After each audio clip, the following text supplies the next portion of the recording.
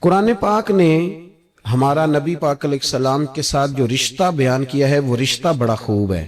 کہا ان نبی اولا بالمؤمنین من انفسہم، فرمایا یہ نبی مومنوں کے جانوں سے بھی زیادہ قریب ہے. ہم بڑا عام لفظ بولتے ہیں کہ فلاں چیز میرے دل کے بڑی قریب ہے، میری سوچ کے بڑی. جو لوگ دل کے قریب ہوتے ہیں ان کے پاس اٹھنے بیٹھنے کو دل کرتا ہے. تو اللہ کریم نے قرآن پاک میں فرمایا کہ یہ پیغمبر صلی اللہ علیہ وسلم تمہاری جانوں سے بھی تمہارے قریب ہے. اور حضور نے وضاحت کر دی، نبی پاک نے وضاحت کر دی. حضور نے فرمایا لا یؤمن احدکم حتی اکون احب الیہ من والدہ وولدہ والناس اجمعین، او کما قال نبی صلی اللہ علیہ وسلم. فرمایا تم میں سے کوئی اتنی دیر تک مومن ہو ہی نہیں سکتا جب تک ہر چیز سے بڑھ کر مجھ سے پیار نہ کرے. ایک مثال دے لوں، بات آسان ہو جائے گی.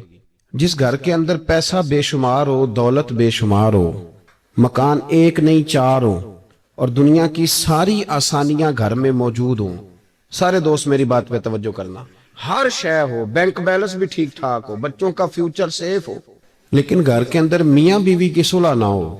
بچے کہتے ہیں گھر میں ہر چیز ہے پر امی اور ابا کا جھگڑا ہر وقت جاری رہتا ہے، وہ گھر صحیح چلتا ہے؟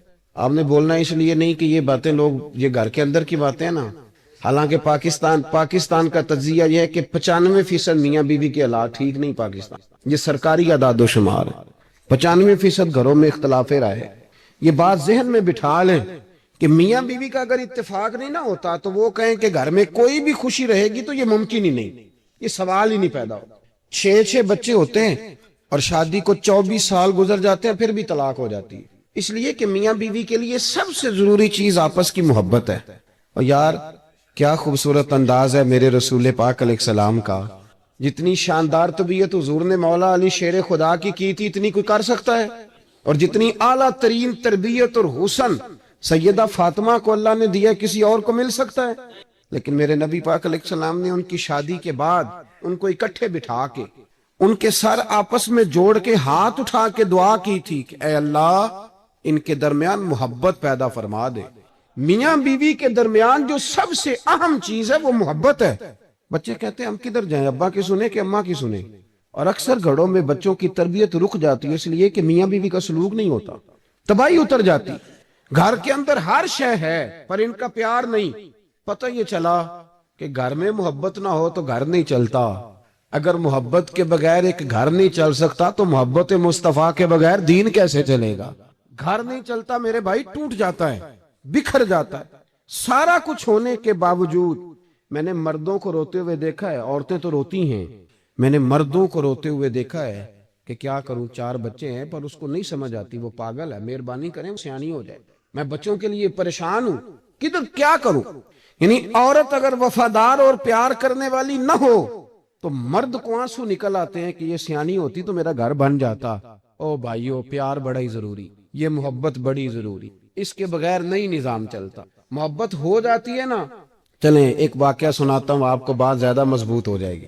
داتا گنج بخش علی حجویری داتا صاحب نے لکھا ہے، یہ آج کل کا جو جدید نوجوان طبقہ ہے وہ ذرا بات جلدی سمجھ جائے گا. داتا صاحب رحمت اللہ لکھا، حضرت عبداللہ بن مبارک رحمت اللہ علیہ سے کسی نے کہا کہ آپ بڑے زبردست محدث ہیں اور اتنی وارفتگی والے صوفی کم ملتے ہیں جتنے آپ ہیں، وجہ کیا ہے؟ تو حضرت عبداللہ بن مبارک فرمانے لگے مجھے نہ توبہ کرنے سے پہلے ایک عورت سے عشق ہو گیا تھا. عورت سے، بڑی توجہ سے بات سمجھنا. آپ فرماتے ہیں میرا گھرانہ نمازی تھا. یہ داتا صاحب نے لکھا ہے کشف الماجوب. حضرت عبداللہ بن مبارک فرماتے ہیں کہ جس عورت سے مجھے عشق ہو گیا نا اس کے محلے میں جا کے میں عشاء کی نماز پڑھتا تھا اور پھر ساری رات میں اس کے گھر کے گرد رہتا تھا. وہ آدھی رات کو تھوڑی دیر کے لیے چھت پہ آتی تھی، 2-1 باتیں ہوتی تھی، میں لوٹ آتا تھا.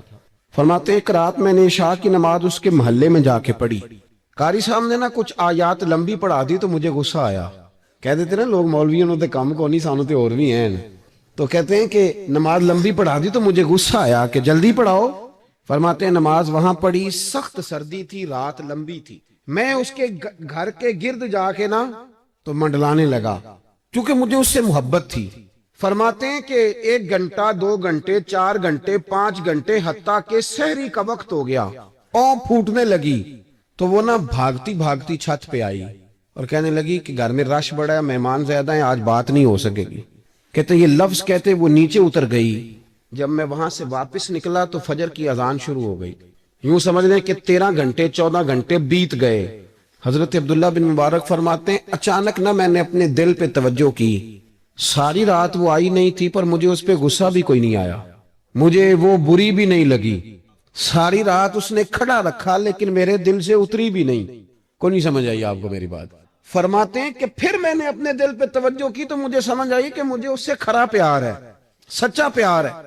یعنی اس نے آدھا جملہ کہا کہ میں مجبور ہوں, تو میں نے اس سے مزید نہ قسم اٹھوائی نہ گواہ مانگے, میں اس کی وہ مجبوری بھی فوراً ہی مان گیا.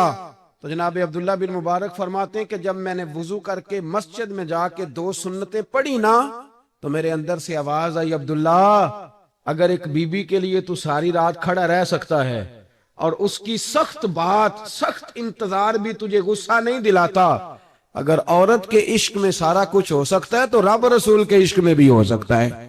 پھر ان کی بتائی ہوئی تراویحاں تجھے غصہ نہیں دلائیں گی, پھر ان کا کہا ہوا روزہ تجھے غصہ, پھر تو یہ نہیں کہے گا کہ بڑا مشکل کام میں جی گرمیاں دے روزے نے.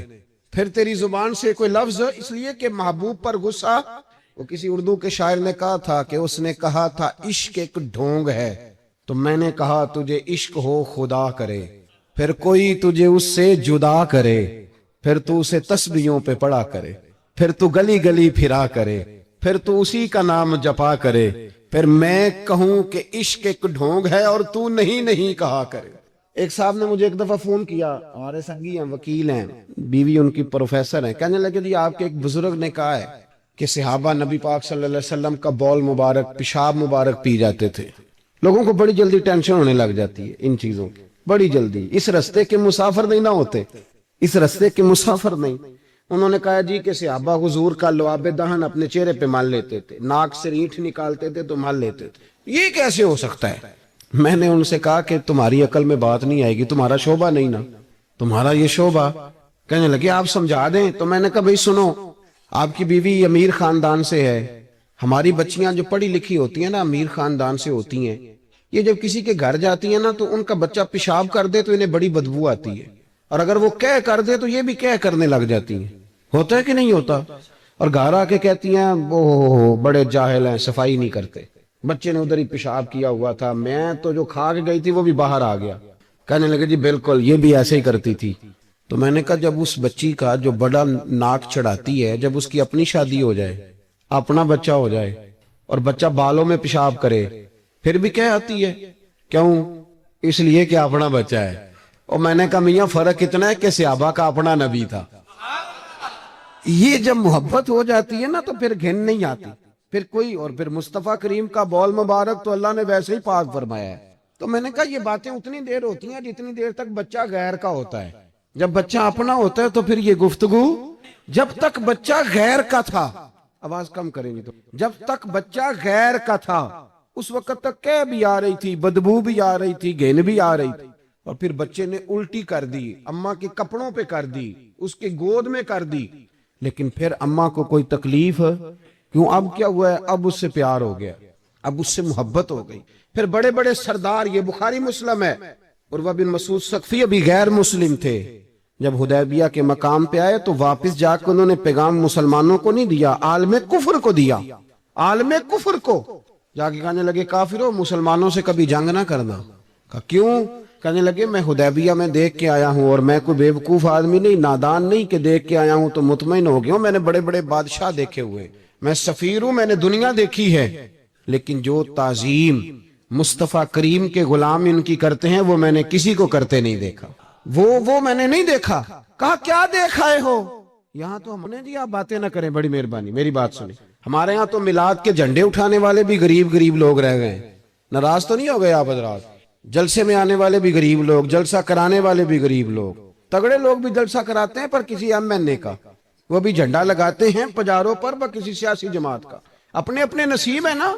ساری زندگی جھوٹوں کے نعرے مارتے ہیں, سچے رسول کا نعرہ اللہ نے ہمیں عطا فرمایا ہے. مقام توجہ اللہ آپ کو سنیں. عروہ بن مسعود کہنے لگے کہ ان سے جنگ نہ کرنا. کہا کیوں؟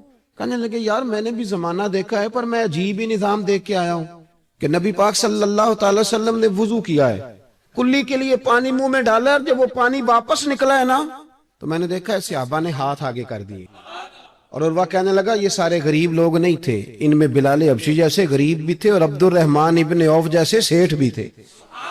اور میں نے دیکھا ہے کہ جب نبی پاک علیہ السلام نے رینٹ مبارک نکالی ہے تو میں نے ابو بکر صدیق جیسے دانشوروں کو لائن میں کھڑے دیکھا ہے، میں نے عمر فاروق رضی اللہ تعالیٰ عنہ جیسے مضبوط اعصاب کے لوگ، مضبوط قوت فیصلہ رکھنے والے، ان لوگوں کو میں نے لائنوں میں کھڑے دیکھا ہے، اور میں نے علی المرتضیٰ جیسے شیر کو لائن میں کھڑے دیکھا ہے۔ میں شیروں کو دیکھ کے آیا ہوں جو لائنوں میں کھڑے ہیں، اور خواہش یہ ہے کہ حضور کی کلی کے پانی کا ایک قطرہ مل جائے، قطرہ۔ اور یار میں نے عجیب رنگ دیکھا ہے، عجیب۔ آج تو میری جماعت کا یہ حال ہوا ہے کہ جعلی پیروں پہ تنقید کرتے کرتے لوگوں نے اصلیوں کا ادب بھی چھوڑ دیا ہے۔ اب تو یہ حال ہوا ہے کہ یہاں درد والی سوز والی مجالس میں بھی یوں لگتا ہے محفل نہیں میلہ ہے۔ کہاں گئے آنسو، کہاں گیا درد، کہاں گیا ادب، کہاں گئی وہ کیفیات؟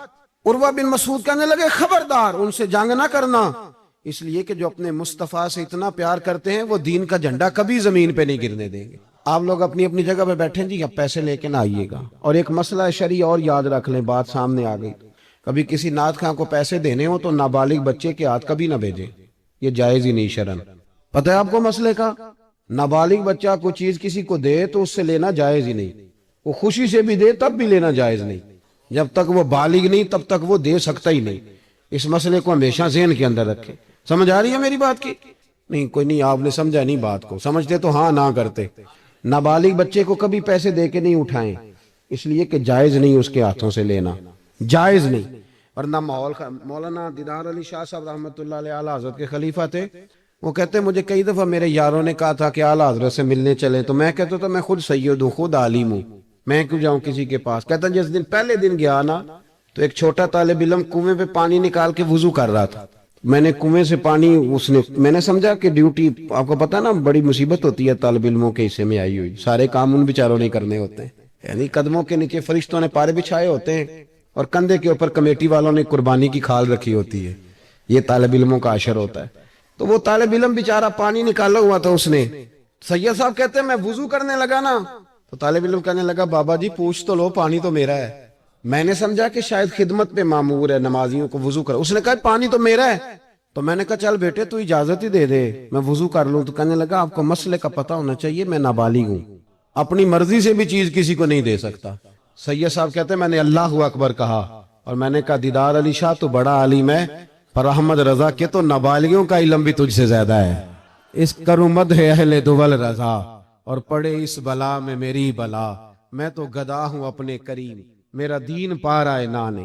آمدام برسر مطلب رسول پاک کی محبت یہ انسان کو سجاتی ہے، سوارتی ہے، تکبر دور کرتی ہے، عاجزی پیدا کرتی ہے، یہ روح کا وضو کراتی ہے۔ جب حضور کی محبت میں لوگ روتے ہیں تو پھر انسان کا دل صاف ہو جاتا ہے۔ نبی پاک کی محبت انسان کو آداب کا پابند کرتی ہے، وہ نعت کے ساتھ وابستہ ہو جاتا ہے، مسجد کی صفائی کرنا اس کے لیے آسان ہو جاتا ہے۔ حضور سے محبت ہوتی ہے تو بہانے نہیں کرتا بندہ کہ اب میں رمضان سے نماز شروع کروں گا، حج کر کے آؤں گا تو نیک بنوں گا، داڑھی رکھوں گا تو لوگ کیا، پھر یہ بہانے ختم ہو جاتے ہیں۔ اس لیے کہ محبت عمل کرنا آسان کر دیتی، محبت آسانی پیدا کرتی۔ حضرت ابو بکر صدیق رضی اللہ تعالیٰ عنہ سے کسی نے پوچھا تھا کہ آپ سب سے زیادہ راضی کب ہوئے؟ حدیث بخاری مسلم میں بھی ہے، پر کنز المال سے عرض کر رہا ہوں، وہاں تفصیل زیادہ ہے۔ حضرت ابو درداء رضی اللہ تعالیٰ عنہ فرماتے کسی نے پوچھا راضی کب ہوئے؟ انسان بڑی دفعہ راضی ہوتا ہے نا، جب مسلمان ہوئے تھے تب بھی بڑے راضی ہوئے ہوں گے، جب اللہ نے بیٹا دیا تھا تب بھی بڑے راضی ہوئے ہوں گے، اور پھر اللہ نے انہیں امیر المومنین بنایا، یہ سارے وقت ہوتے ہیں نا خوشی کے۔ کہا راضی کب ہوئے؟ تو صدیق اکبر بیٹھ گئے، فرمانے لگا بتاتا ہوں۔ کہا بتائیے۔ فرمانے لگے اس دن بڑا ہی راضی ہوا تھا جس دن میں نبی پاک کو مکے سے مدینے لے کے جا رہا تھا صلی اللہ علیہ وسلم، میں بڑا راضی ہوا۔ کہا کس طرح؟ تو حضرت صدیق اکبر فرماتے ہیں جب ہم مکے سے مدینے جا رہے تھے تو گرمی زیادہ تھی، میں نے دیکھا کہ حضور کو پسینہ آ رہا ہے اور پسینے کے قطرے میں نے چہرے پر ٹپکتے دیکھے۔ فرماتے میں پریشان ہو گیا کہ کوئی ٹھنڈا سایہ ملے تو میں حضور کو تھوڑا آرام کراؤں۔ فرماتے ہیں دائیں بائیں دیکھا کوئی چیز نظر نہ آئی، ایک پہاڑ کی ڈھلان تھوڑی جھکی ہوئی تھی، میری نظر پڑی تو میں نے عرض کی یا رسول اللہ اگر اجازت دیں تو دیکھاؤں؟ حضور نے فرمایا دیکھ لو۔ کہتے میں گیا اور اپنی پگڑی کھول کے میں نے اس جگہ کو صاف کیا، پھر میں نے وہاں اپنی چادر بچھائی، عرض کی حضور تھوڑی دیر آرام کر لیں۔ وہ بھائی یہاں لوگ کہتے ہیں تعلیمات کی بات کرو، نماز روزہ حج زکوٰۃ کی بات کرو، اور جب تک ذات سے پیار نہیں نہ ہوتا بندہ بات بھی نہیں مانتا۔ یہ محبت مصطفیٰ ہوگی تو سارے کام آسان ہو جائے۔ عشق رسول صلی اللہ تعالی علیہ وسلم آسان کر دے گا جینا۔ اعلیٰ حضرت فرماتے ہیں عشق تیرے صدقے جلنے سے چھٹے سستے، جو آگ بجھا دے گی وہ آگ لگائی ہے۔ حضور صلی اللہ علیہ وسلم کے لیے میں دیکھ کے آیا سایہ۔ آپ فرماتے ہیں پھر میں نے عرض کی یا رسول اللہ صلی اللہ علیہ وسلم تھوڑی دیر آرام کریں۔ کہتے ہیں حضور لیٹ گئے تو میرے دل میں خیال آیا کہ کوئی ٹھنڈی چیز ملے نا تو مصطفیٰ کریم کو پیش کروں۔ کہتے ہیں دائیں بائیں دیکھا تو ایک چرواہا بکریاں چرا رہا تھا، اس سے میں نے کہا کہ دودھ دے دو گے تھوڑا سا؟ وہ کہنے لگا کہ اگر آپ ڈیرے پہ مانگتے تو 3 دینار، یہاں 4 دینار کا۔ آپ فرمانے لگے میں نے تو سوچا تھا تو بہت بڑی قیمت مانگے گا، صرف 4 دینار۔ کہتے ہیں اسی وقت دیا۔ میں نے اسے کہا کہ پانی کہاں ملے گا؟ ذرا دیکھنا، یہ صحابہ روایت کر رہے ہیں، محدثین قبول کر رہے ہیں، جرح و تعدیل کے بعد اپنی کتب میں لا رہے ہیں۔ اس کا مطلب ہے یہ بھی دین کی اصل ہے، اس کا مطلب ہے یہی بنیادی دین ہے جو ہمارے محدثین نے ہم تک پہنچایا۔ میرے رسول کریم علیہ السلام کے غلاموں، حضرت ابو بکر صدیق رضی اللہ تعالیٰ عنہ کہتے ہیں میں نے کہا کہ پانی کہاں ملے گا؟ وہ کہنے لگا پانی بڑی دور ہے، وہ پہاڑ کے پیچھے۔ میں نے کہا سفر نہ بتا، بس تو رستہ بتا۔ اس لیے کہ جب عشق سکھاتا ہے آداب خود آگاہی، پھر کھلتے ہیں غلاموں پہ اسرار شہنشاہی۔ بتا جانا کہاں ہے؟ حضرت ابو بکر صدیق رضی اللہ تعالیٰ عنہ کہتے ہیں اس نے کہا پہاڑی کے پیچھے کنواں ہے۔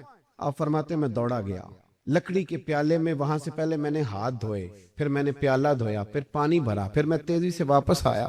آ کر کے میں نے اس چرواہے سے کہا یار اس طرح کرو، پہلے اپنے ہاتھ دھو لو، پھر بکری کے تھن دھو لو، پھر مجھے دودھ دھو دو۔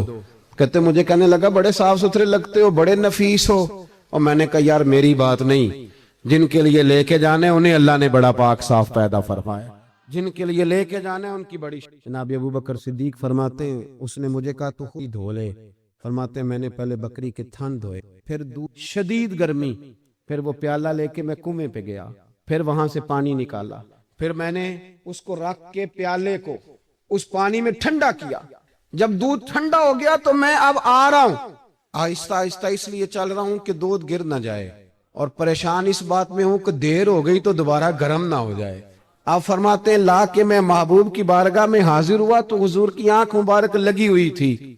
اب دل میں خیال آیا جگا میں سکتا نہیں، اور اگر حضور دیر سے اٹھے تو پھر گرم ہو جائے گا۔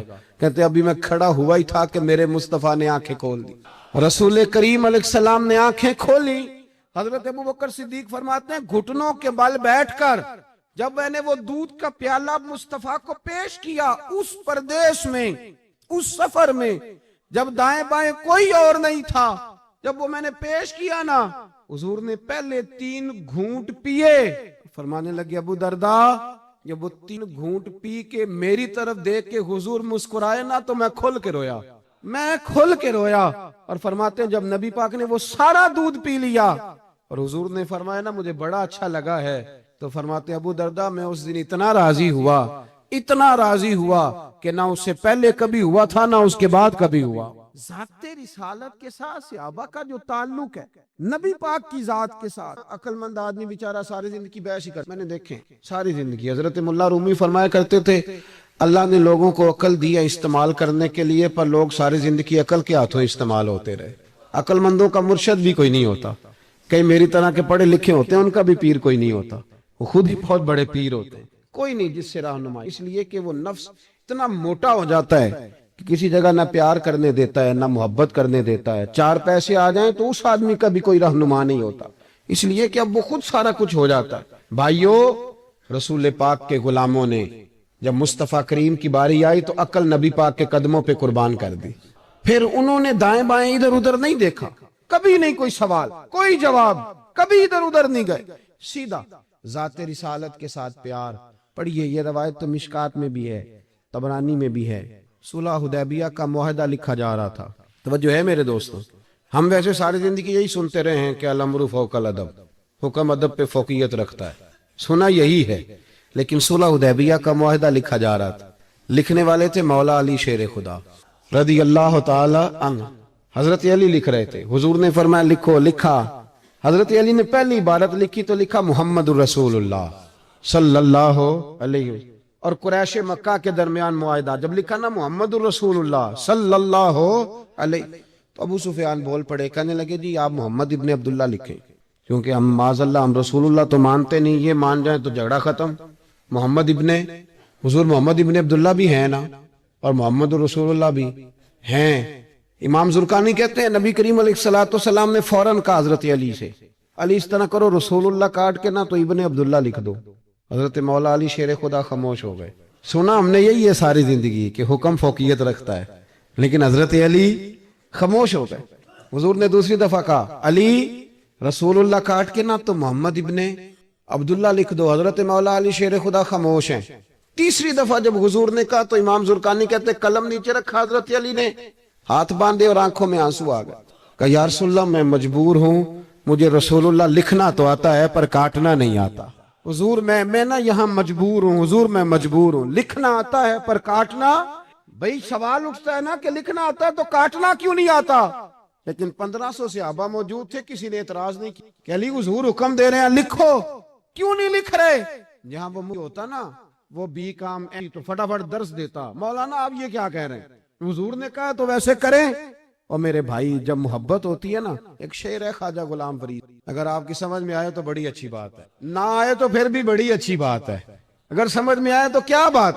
خواجہ غلام فرید صاحب کہا کرتے تھے تن تندور ہڈاں دا بالن تے اسی ہاواں نال تپایا، کپ کپ مکیاں پیڑے کیتے اتوں عشق پلے تھن لایا، تن دا سالن من دی ہانڈی تے لون صبر دا پایا، غلام فریدا وے میں ساری تیری تینوں اجے یقین نہیں آیا، غلام فریدا وے میں ساری تیری تینوں اجے یقین نہیں آیا۔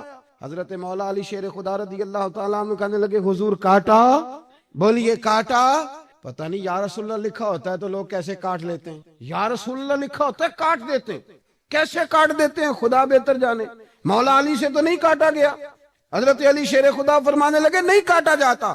میرے مصطفیٰ کریم کے غلاموں، آپ یقین کرو پاکستان میں 5 لاکھ کے قریب ہے نفسیات کے مریض، عقل کے گھوڑے دوڑا دوڑا کے لوگ پاگل ہو۔ علامہ اقبال جیسے لوگ تڑپتے تھے آخری عمر میں، کہتے تھے خرد کی گتھیاں سلجھا چکا ہوں، یا رب مجھے صاحب جنوں کر دے، اللہ مجھے مجنون کر دے نبی پاک کے عشق میں، میں نہیں مزید فلسفہ منطق ادھر نہیں جانا چاہتا، مجھے دیوانگی دے رسول اللہ کی محبت کی، میں نہیں جانتا۔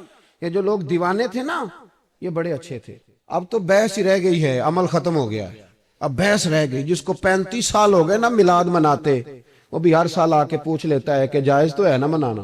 میں کہتا ہوں خدا کے بندے 35 سال سے تو منا رہا ہے، اب تو یہ پوچھا کر کہ میں کتنا درود پڑھوں محفل میلاد پہ، آپ تو یہ کہا کر کہ وضو کس طرح کرنا ہے میلاد کا لنگر پکانے کے، ابھی تک سوال کر رہے ہو۔ محبت کرنے والے کر کے گزر گئے تو ابھی تک بحث کر رہا ہے۔ اور بہت ساری ایسی چیزیں تھیں جو صحابہ کی سمجھ میں نہیں آتی تھی، لیکن چونکہ سامنے رسول اللہ کی ذات تھی، اور جب محبت ہوتی ہے تو محبت بحث نہیں کرتی، محبت پیار کرتی ہے، محبت ہم ہے غلام نبی پاک کے۔ ایسے ہی ہے نا جی، کسی سے کہنا داڑھی رکھ لیں بحث شروع کر دیتا ہے، کہنا میں اجے نیک نہیں، تو میں کہتا ہوں یہ حضور کو کہنا چاہیے تھا نا کہ جب پورا نیک بنے تب رکھے، تو نے کیوں بحث شروع کی؟ داڑھی حضور نے رکھی ہے نا، لہذا ہم نے انشاءاللہ تو کہہ دیں، وعدہ نہیں لے رہا، حضور نے رکھی ہے نا، ہمیں اس سے غرض ہے کہ اچھی لگے یا نہ لگے۔ غلام کا کام غلامی کرنا کہ بحث کرنا؟ حضور نے کہا سچ بولو، دکان چلے چاہے، ہم نے کیا کرنا ہے؟ بولیں یہ بحث ہے۔ حضور نے کہا بیویاں پردہ کریں، اب ہمارے گھر میں وہ بیوی رہے گی جو پردہ کرے گی، جو نہیں کرے گی وہ ہمارے گھر میں رہ سکتی؟